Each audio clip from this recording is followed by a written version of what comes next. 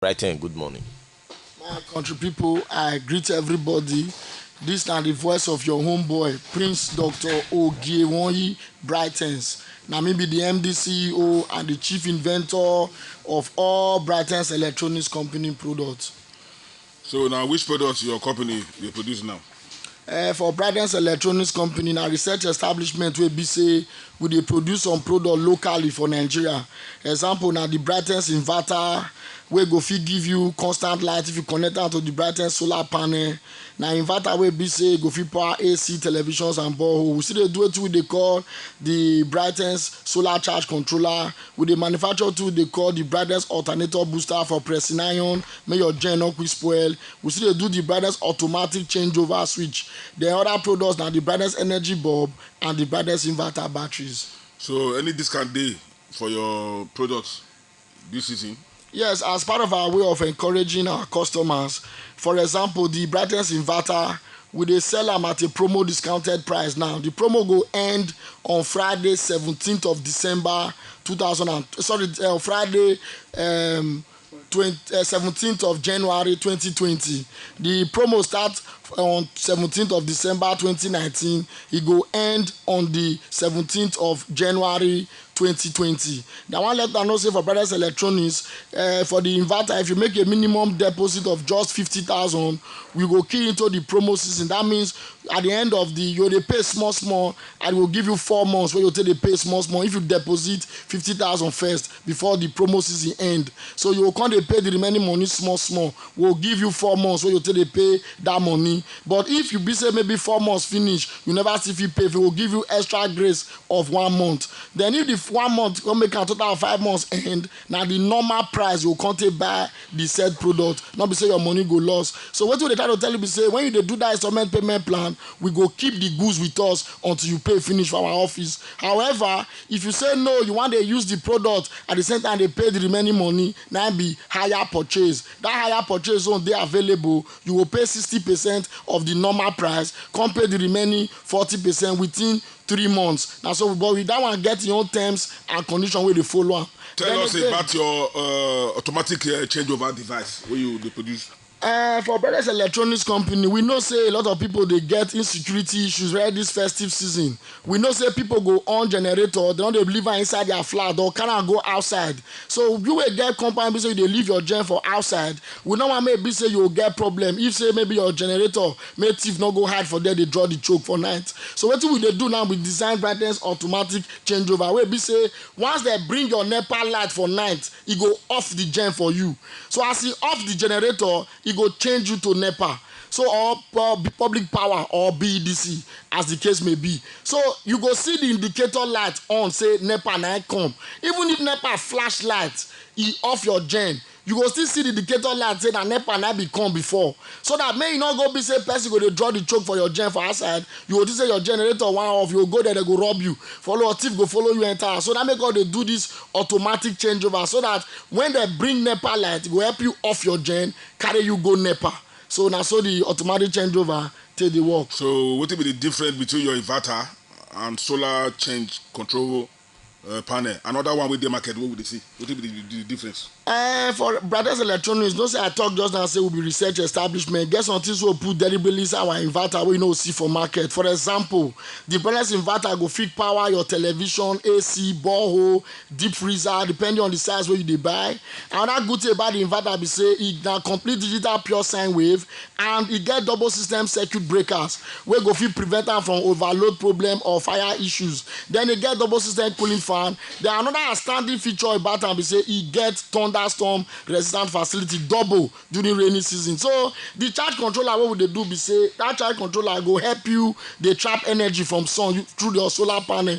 It dey charge from 12 volt to 192 volt. So that means if you get the charge controller, every day where sun shine go dey save the energy for you in summary. So if you go there any date go check, you will know whether rain too fall and make cannot charge well or whether the panel get fault. So that be the thing. But our charge controller dear pass the one where they market. However, we dey sell some foreign one where be say you know if it contain all the features what I want go do for you because they cheaper.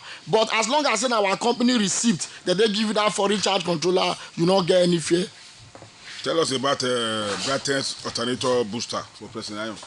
I wan let una know say this Brightness alternator booster na something we design wey be say in case if you wan dey iron with your generator, especially dry cleaner, tailor, fashion designers, we do this Brightness alternator booster wey be say if you plug wetin dey call for oyibo heat element electrical materials like pressing iron, boiling ring or ring boiler, that grrrr dragging sound wey that your gen dey make, e go make the gen go divide the surge into two.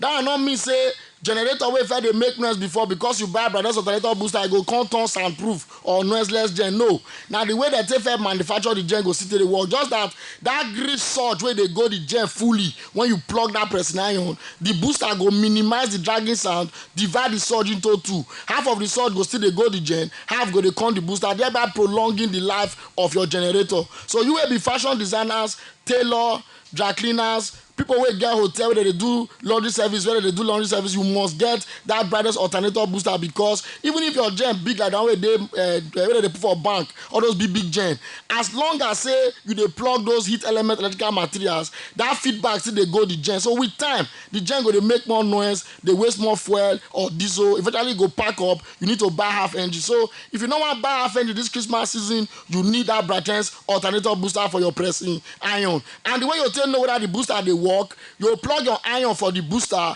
listen to the sound of your gen, remove the booster from the iron from the booster, plug am direct to your gen, listen to the sound of the gen, you go see the difference go dey clear. Tell us about your energy bulb wey your company already manufacture locally, and the one wey we dey see for outside. Wetin be the difference? For Brightness Electronics Company, we don start to dey manufacture Brightness LED super saving bulb. Na bulb wey be say e dey come as 5 watts and as 12 watts, both screw and pin. I wan let you know say for Brightness Electronics, we discover say a lot of people dey complain say their prepaid meter card dey quick dey finish. So when they subscribe now their card don finish. But the truth be say we wan make sure say the power consumption rate you reduce am. So if you get the Brightness 5 watt bulb, for example, e shine light pass the normal 18 watt energy saving bulb wey dey market. Then the 12 watt Brightness energy saving bulb, e shine light pass the normal 40 watt bulb energy saving bulb wey dey market. So if you get the bulb, e go make your prepaid meter no dey quick dey run down, go make your inverter no dey quick dey run down. Then you wey dey use bulb for your fence light for your hotel or compound, e go reduce the rate wey your fuel take dey waste. Training day and your phone number. For Brightness Electronics Company, as part of our company corporate social responsibility, we dey go from school to school, dey teach science students how to manufacture some of the products. So those wey dey science go teach them how to do the analog inverter. Those wey no dey science for your secondary school, we go teach them how to dey install am with NEPA, gen or solar panel as the charging alternative. Then you wey dey come from outside, we go still train you how to do the product based on our company vocational skills and technical acquisition program. Then if you wan reach us for Brightness Electronics Company, our office address dey number 30 Federal Government Girls College Road, number 30 Federal Government Girls College Road, near UBTH for Ugbowo, Benin City. We dey open our office Monday, Wednesday and Friday. Monday, Wednesday, Friday only from 10 o'clock in the morning to 5 o'clock in the evening, because we dey use Tuesday, Thursday, Saturday to dey either do production or install product wey other people don pay for. If you wan call us for phone, our phone number na 080 894 62794. Make I repeat am, 080 894 62794. Our MTN number na 080 3581 5348. Make I repeat am, 080 3581 5348. My country people, I greet you now.